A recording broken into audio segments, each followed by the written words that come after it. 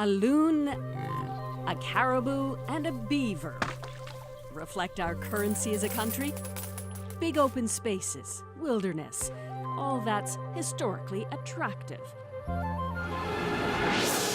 Canada today, we're urban, very urban. 8 out of every 10 Canadians live in cities, work amongst tall buildings, and rage at traffic jams. Cities define us, yep, they're big. Toronto is the 4th largest in North America, and the fastest growing now are cities in Saskatchewan and Alberta. Inside the political theater, cities should be the strong men, but fiscally, they're weaklings. Richard Florida, urban thinker and head of the Martin Prosperity Centre at University of Toronto, says Canadians undervalue our cities. And the fact is, we're a much more urban nation than the United States. You know, our biggest 3, 4, or 5 metros produce about anywhere from 25 to half of our GDP. We think of ourselves as a big kind of outdoorsy, hunting and fishing kind of go to the cottage kind of country, but in fact, we're one of the most urban places on the planet. Big cities with big ideas is central to Florida's mission at Rutland School of Management. On this night, Calgary's Mayor Naheed Nenshi is the big talker. How cities can be better. His job, he says, as mayor of Canada's 4th largest city, is more about influence than power. Power? What power? There's no power. And that's no joke. So take me, for example. I'm the mayor of a city that has more people in it than 5 provinces. I have exactly the same power and ability as the mayor of a hamlet of 200 people. Does that handicap you? Absolutely. It's the same in Toronto, a mega city, an economic driver of the country. We have this system where nobody can make a decision. We have 40-plus councillors and a mayor. They're not just bicker at one another. No one has the right level of authority. You're an outright liar. You just cool your jets, Mr. Mayor. Therefore, please stop disrupting. No matter who's won Toronto's big prize tonight, the mayor won't have CEO status, no premier's budget, no ways to raise the big revenues big city needs to tackle big problems like affordable housing and transit. And this chair, the mayor's chair, just like all the others, there's one vote here, another vote here, and one vote for every other councillor. It's called a weak mayor's system, and it's pretty typical in much of Canada. Takeaway, it would be very interesting. Alan Broadbent wrote a book on giving power back to the cities. Where to start? You guessed it, with the mayor.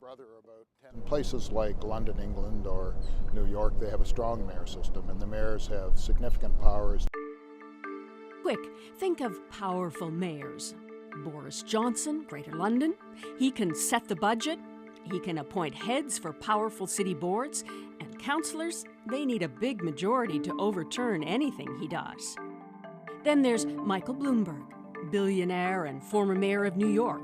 He had control of a city income tax, a big revenue generator, and the power to stamp bold, sometimes controversial policy on that world-class city. And talk about attracting power. Chicago persuaded this man, Rahm Emanuel, to run for the highest office in the city. And he left, wait for it, the White House to do it. Mayor Rob Ford.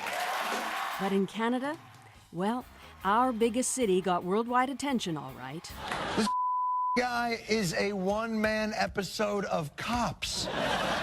It's bad when your defense says, I did it in a drunken stupor. But for all the wrong reasons. There's a video of him smoking crack. Yep, Mayor Rob Ford, after using drugs and then lying about it, was stripped of almost all his power before he went into rehab. The city continued on, running itself, but without any leadership at the top. One of the facts of our weak mayor system is that we can't make good decisions quickly.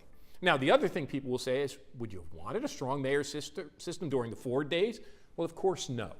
But the other thing is, I think it really impedes having good candidates.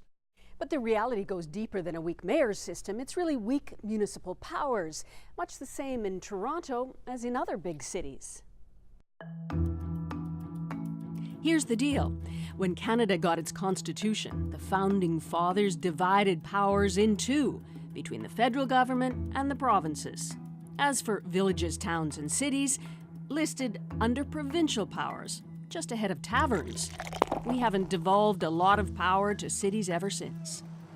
It's not like big cities don't have big problems with big costs. What's looming? Old infrastructure, transport, and the dire need for more public housing. The argument? Mayors and city governments need to get their hands on more tax dollars. I can't build roads, I can't build transit, I can't build up wastewater and water systems. And so we are forever going to the other orders of government, cap in hand, asking for money. Talking money, the feds can tap into the big daddies, sales and income tax. Cities can't. Their big tax generator is property tax. Try raising that every year and see how popular you are. Here's how the public purse divides. Of all government tax revenues collected, 45% go to the federal government, 44% go to the provinces, only 11% go directly to cities. Now, let's do something very un-Canadian. Let's stop pretending that all cities are created equal. One size fits all. They're not. Yep, size matters.